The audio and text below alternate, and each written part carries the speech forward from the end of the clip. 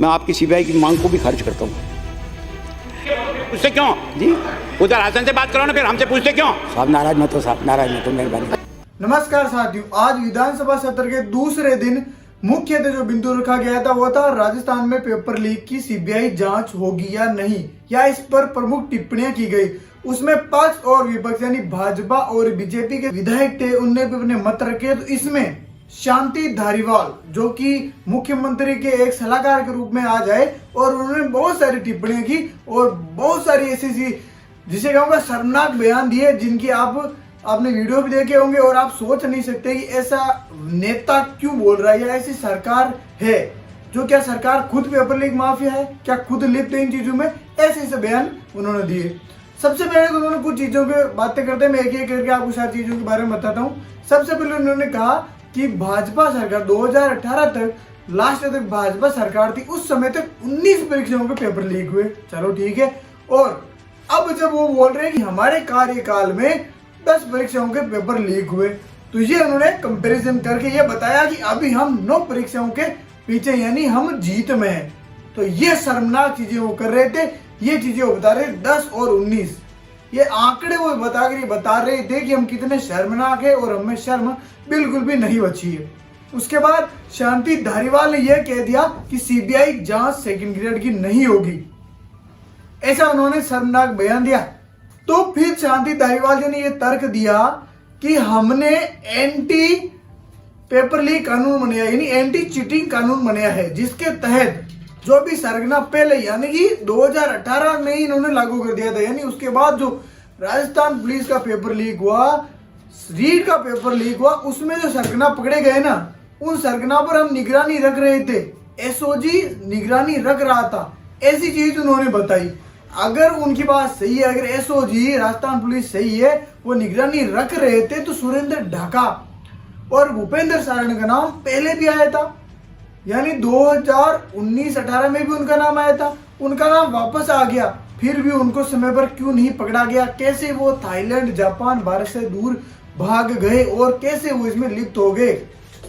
तीसरी चीज उन्होंने ये बोला कि हमारा जो एसओजी है या हमारी जो पुलिस है वो बहुत ही शानदार तरीके से काम करती है और उनका रिजल्ट बहुत अच्छा है, उनको सीबीआई से जांच करवाने की जरूरत नहीं है राजस्थान में, ऐसा उन्होंने कहा। तो उस पर भी एक तर्क लेकर हम बात कर लेते हैं कि उदयपुर पुलिस ने जो बस को पकड़ा था, वो उदयपुर पुलिस ने एंटी चीटिंग कानून के तहत या किसी भी प्रकार से खुद पकड़ा नहीं था। वो किसी विद्यार्थी को, जब उसके पास पैसे नहीं थे, उसको पता था कि ये बस है और इसमें ऐसे ऐसे करके इतने विद्यार्थी है, इनके पास पेपर आ गया, तो उसने फोन कॉल करके जो पुलिस मुख्यालय था वहां पर फोन किया था, उनको जानकारी देने के बाद पुलिस ने पकड़ा था। तो यह एंटी चीटिंग कानून का कोई रोल ही नहीं था और ये बात सत्य है कि ऐसा ही हुआ था।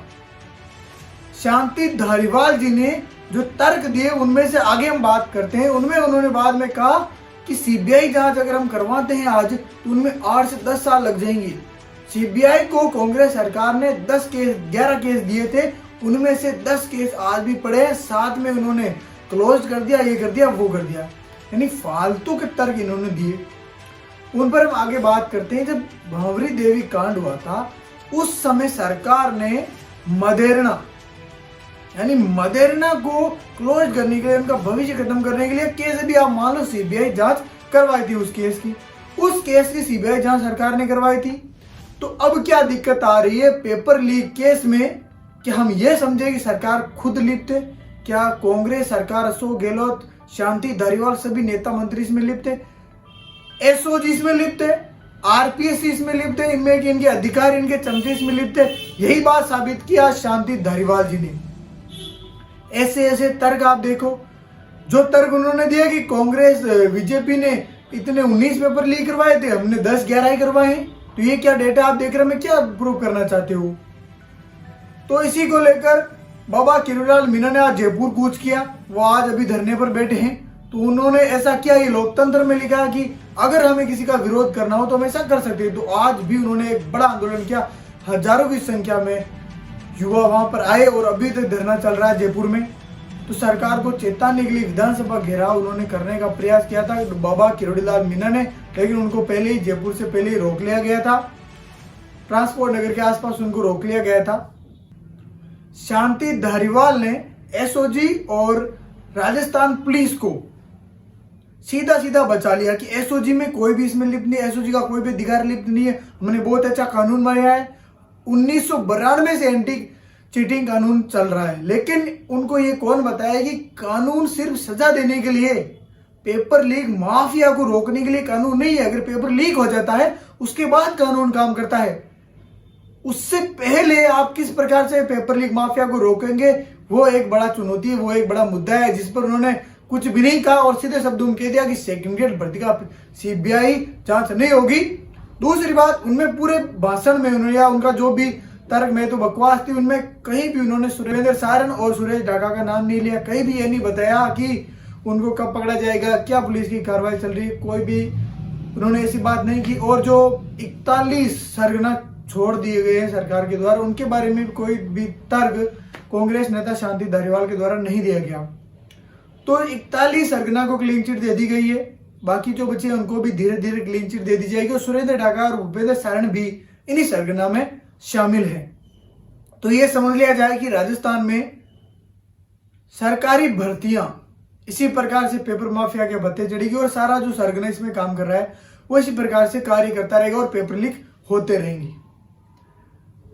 इन सभी चीजों को देखते हुए जो निष्कर्ष निकला है, जो बड़े बड़े मीडिया ने भी बहुत साथ दिया हमारा, और बाबा किरोलाल मीना का इतना बड़ा आंदोलन चल रहा है, इसके साथ ही जो ये बेतुके तर्क आज सरकार ने दिए, जो शांति धारीवाल ने दिए, सीधा सीधा निशान उन पर जा रहा है। तो उनको यही बात हम कहेंगे कि अगर आप हमारी मांगे नहीं मानोगे तो हम सरकार बदल देंगे।